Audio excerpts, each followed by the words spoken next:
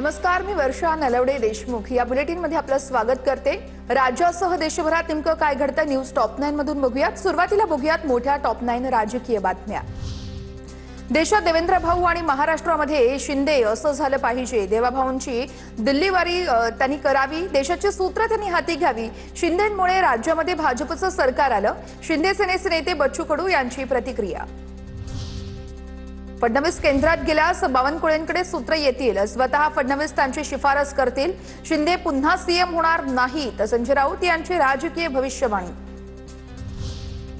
फडणवीस केंद्रात गेले तर बावनकुळेंकडे सूत्र येतील, शिंदे पुन्हा सीएम होणार नाहीत। महाजनांचा रेकॉर्ड खराब, बावनकुळेंची शिफारस स्वतः फडणवीसच करतील, संजय राऊत यांचा दावा। राऊतांना उभाठामध्ये नगरसेवक निवडण्याचाही अधिकार नाहीये, ते भाजपचा मुख्यमंत्री कोण होणार हे सांगतायत। देवेंद्र फडणवीस यांच्या नेतृत्वातच 2029 ला निवडणूक लढवली जाईल। भाजपचे प्रवक्ते नवनाथ बन यांचं संजय राऊत यांना प्रत्युत्तर। 2029 नंतर मोदींचं सरकार राहणार नाही, देवेंद्र फडणवीस पंतप्रधान झाल्यास आमच्या शुभेच्छा आहेत। मराठी माणूस पंतप्रधान होत असल्यास आनंदच आहे, संजय राऊत यांचं विधान। मी परवाच दिल्लीला जाऊन आलो, केंद्रामध्ये जाणार असल्याच्या राऊतांच्या दाव्यानंतर मुख्यमंत्री फडणवीसांचं मिश्किल उत्तर। दिल्लीतून मुख्यमंत्री बनवण्याचे अधिकार हे संजय राऊत यांना मिळाले तसं वाटतंय। बावनकुळे मुख्यमंत्री होणार असल्याच्या राऊतांच्या दाव्यानंतर मंत्री गिरीश महाजन यांचा टोला। फडणवीस 2029 पर्यंत मुख्यमंत्री राहावेत हीच इच्छा आहे, मंत्री दत्तात्रय भरणे यांची प्रतिक्रिया।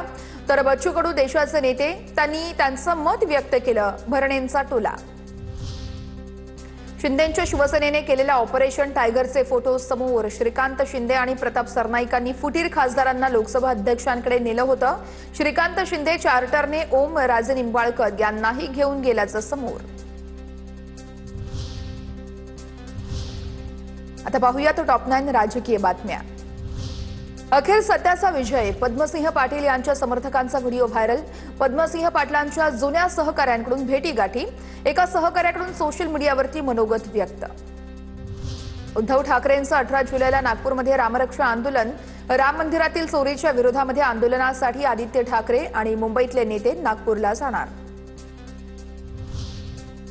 पवार कुटुंबात पुन्हा सनईत चौघडे वाजणार, पार्थ पवारांचा कायनात धर यांच्याशी साखरपुडा होणार। पुण्यामध्ये 29 जुलैला सोहळा पार पडणार। राष्ट्रवादी अजित पवार गटाचे पदाधिकारी सुहास कदम यांच्या अन्नत्याग आंदोलनाला अखेर यश। आरोप असलेल्या पोलीस कर्मचाऱ्यांच्या चौकशीसाठी समिती नेमण्याचे सोलापूर शहर पोलिसांचं आश्वासन। ठाणे जिल्हा बँकेवरती महायुतीचं वर्चस्व कायम, भाजपचे प्रदेशाध्यक्ष रवींद्र चव्हाण आणि उपमुख्यमंत्री एकनाथ शिंदे यांची रणनीती यशस्वी। जिल्हा बँकेचे अध्यक्षपद भाजपकडे तर उपाध्यक्षपद शिवसेनेच्या ताब्यात। अमरावती जवळील 67 कोटींच्या बडनेरा रेल्वे उड्डाणपुलाच्या लोकार्पणापूर्वी श्रेयवादाचा वाद पेटला। रेल्वेच्या पत्रिकेमध्ये खासदार बळवंत वानखेडे यांचं नाव असताना आमदार रवी राणा यांच्या निमंत्रण पत्रिकेत ते नसल्याचा आरोप आहे। ब्रिक्स परिवहन मंत्र्यांच्या बैठकीमध्ये येणाऱ्या विदेशी पाहुण्यांसाठी नागपूर सज्ज आहे। नागपूरमध्ये पांढरा कपडा लावून प्रशासनाने कचरा, बांधकाम साहित्य झाकलं। परदेशी प्रतिनिधींच्या नजरेस शहरातील अपूर्ण प्रकल्प पडू नयेत यासाठी कपडा लावला। रुग्णालयातील मारहाण प्रकरणानंतरची बॅनरबाजी चर्चेत आहे। खरं आहे, आपण एका गरीबाच्या मदतीला धावून आलात, पण डॉक्टरांवर हात उचलणं चुकीचं आहे। मोठमोठ्यांना गार केलं गंमत मध्ये असं म्हणणाऱ्यांना 17 वर्षात एक सरकारी रुग्णालय देखील सुसज्ज करता आलेलं नाहीये, हीच खरी शोकांतिका आहे, बॅनरवर आशय।